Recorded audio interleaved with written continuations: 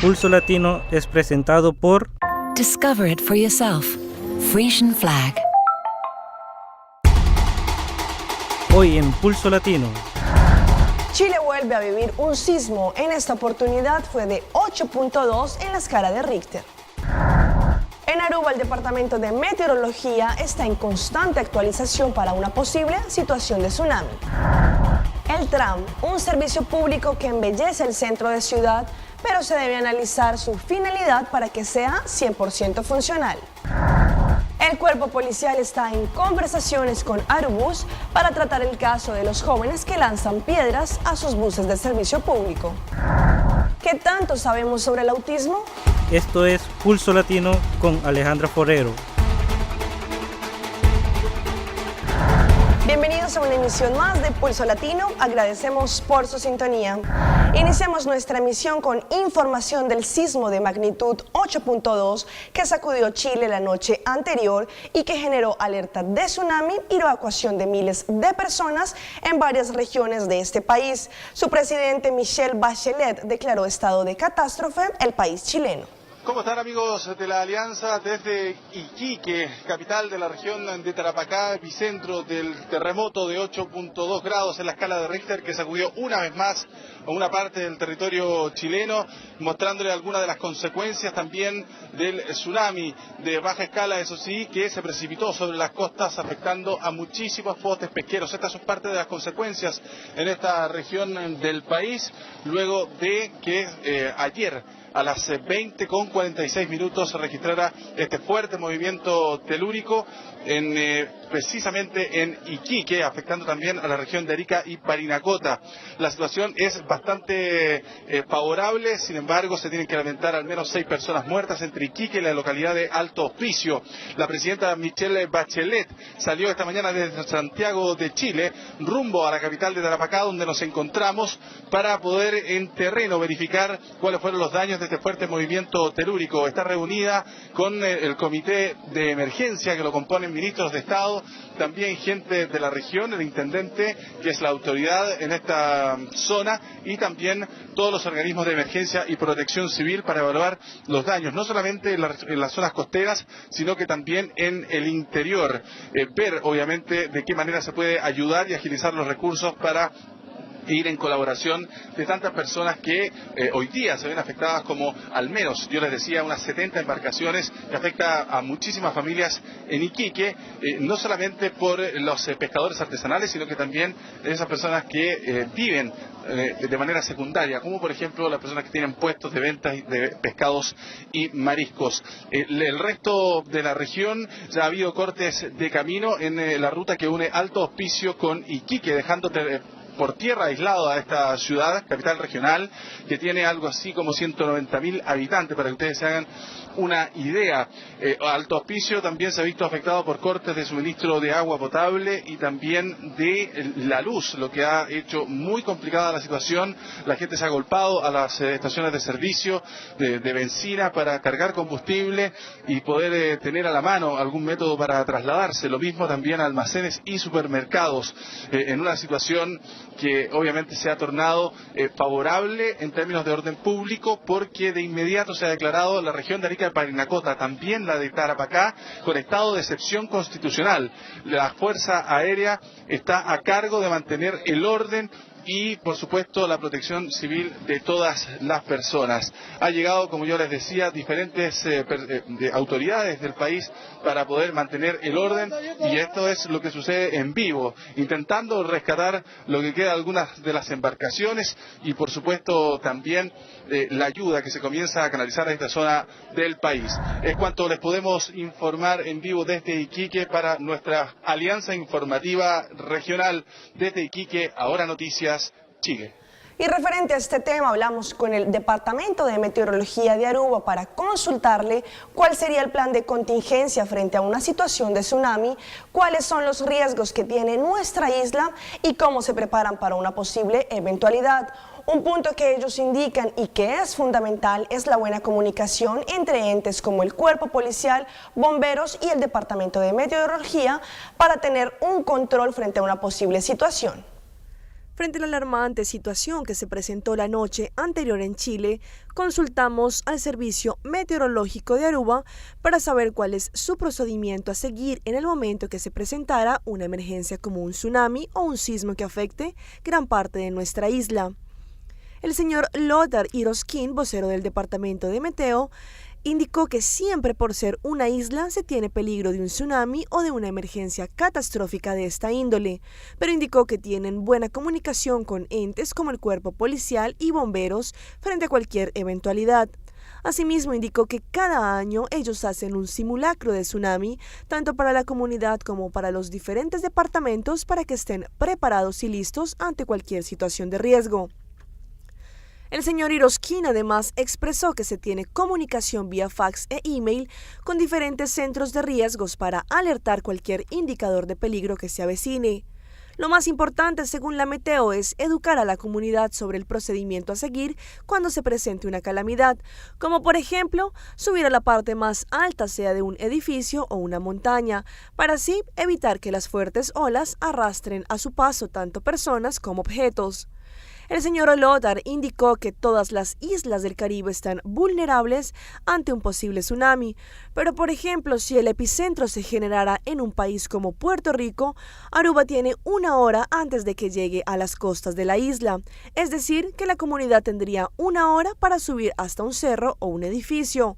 La Meteo de Aruba indicó que la parte más vulnerable de nuestra isla es el área del muelle hasta Webb y también la zona hotelera. En varios países también se sintieron réplicas y se generaron alertas de tsunami. En Perú, Ecuador y Bolivia. En la Costa de Verde, en Perú, se alertaron todas las unidades de riesgo para que tuvieran precaución frente a esta situación. Nuestro canal aliado ATV Perú nos envió el siguiente reporte. En la Costa Verde, una de las principales vías de la capital peruana fue cerrada al tránsito tanto peatonal como vehicular. Esto fue tras la alerta brindada por la Marina de Guerra del Perú, una alerta de tsunami que se prolongó durante varias horas. De alguna forma causó alarma esta sensación o esta información de un tsunami. Sin embargo, conforme pasaron las horas, la calma fue llegando a los habitantes de la zona costera del Perú, que vieron que no llegaba estas olas con la intensidad que se pensaba. Como decíamos, esta principal vía, como medida de seguridad, fue cerrada al tránsito vehicular. Juan Carlos Portilla, de ATV, para nuestros canales aliados. En Panamá, el presidente de este país, Ricardo Martinelli, prometió pagar los gastos del traslado de 800 detenidos colombianos si su país se los lleva. Como quien dice, están encartados con los presos colombianos en las cárceles de ese país.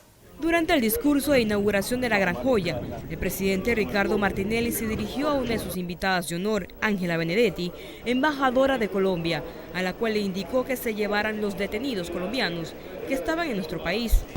¿Por qué ustedes no se llevan esa cantidad de colombianos que están aquí, que estoy seguro que estarían mucho mejor en su país que estar delinquiendo en el nuestro? Es que si usted quiere, con muchísimo gusto nosotros pagamos todos los gastos, les damos, los llevamos y se los ponemos allá en la puerta de la cárcel, que estoy seguro que estos señores conductores de aquí han construido muchas cárceles en Colombia porque ellos son colombianos y pueden estar en su ambiente. La embajadora de Colombia, muy sutilmente, dijo que comunicará a su país la propuesta del gobernante panameño. Inclusive el presidente se comprometió hoy a que él pagaba esa devolución de esos presos, pues se lo comentaría al gobierno colombiano, al Ministerio de Justicia colombiano.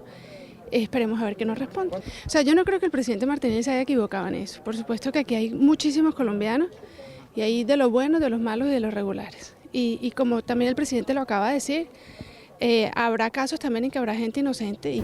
De los 15.000 detenidos que existen en Panamá, 800 son colombianos.